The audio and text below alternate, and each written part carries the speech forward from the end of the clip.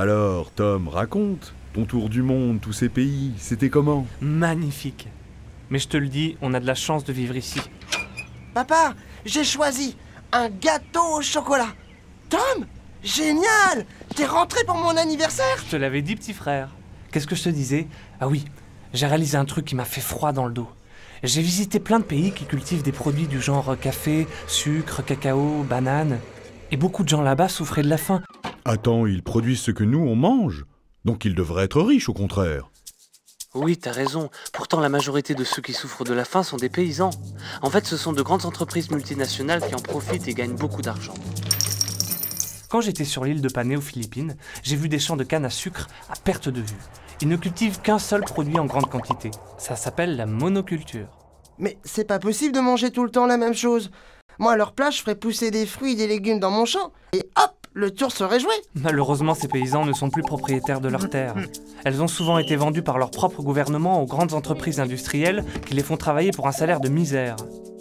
N'empêche, produire du sucre, c'est quand même le rêve. Non, c'est pas le rêve. Les paysans travaillent pendant des heures avec leurs enfants, qui du coup ne vont pas à l'école. Sans parler de l'environnement, ils doivent mettre des engrais chimiques de synthèse pour améliorer la récolte. Une horreur. Bah, pourquoi ils font ça? Parce que les entreprises veulent gagner beaucoup d'argent. En fait, elles produisent le sucre à un prix très bas, notamment en payant très mal les paysans, et ensuite elles revendent ce sucre bien plus cher au supermarché.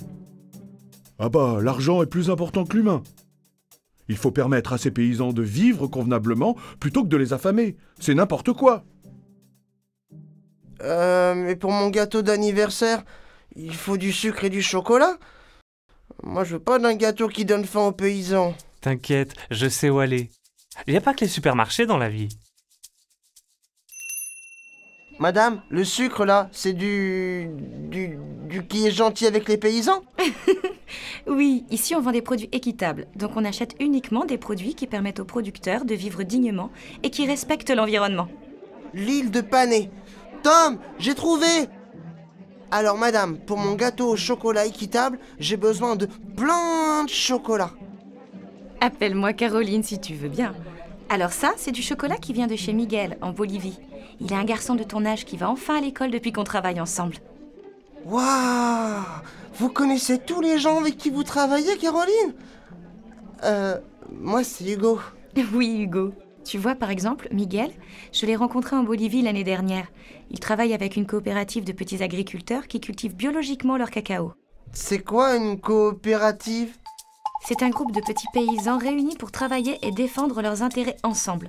À plusieurs, ils sont plus forts pour défendre leur prix de vente. Tu comprends? Comme ça, ils peuvent se nourrir, se soigner, scolariser leurs enfants, mais aussi améliorer en commun leur matériel et mettre de l'argent de côté pour envisager l'avenir tranquillement. Salut Caroline, tu vas bien? Mais les œufs et la farine, ils viennent de l'autre bout du monde aussi? Non, les producteurs de chez nous ont aussi besoin de vendre leurs produits.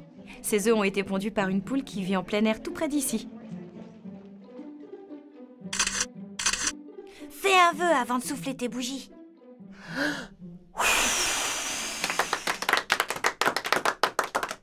J'ai pas le droit de dire mon vœu, mais il est en rapport avec un peu plus de justice dans le monde.